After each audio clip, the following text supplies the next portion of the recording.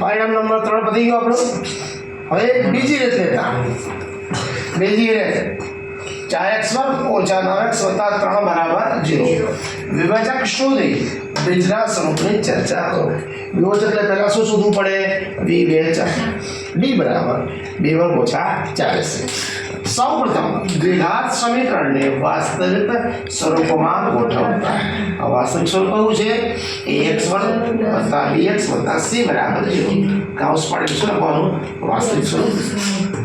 x1 જોડે કોણ જો ગુણાકારમાં? a. તો x1 જોડે a બરાબર કેટલા આવે? 4. bx max જોડે કોણ છે? b.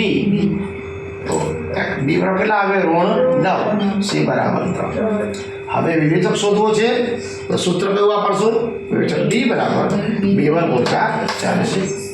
b કેટલા છે? ઋણ 9. કાઉસમાં મૂકવાના ઋણ 9 વર્ગ ઓછા 4 ગુણ્યા a અને c નો ગુણાકાર a4 c3 થઈ ગયા.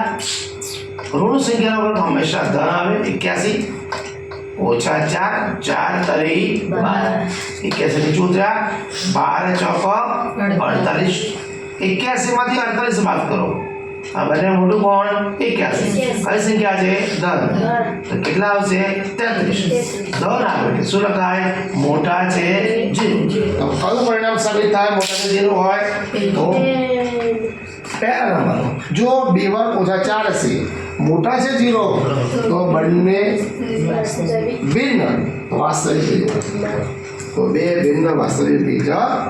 ચલો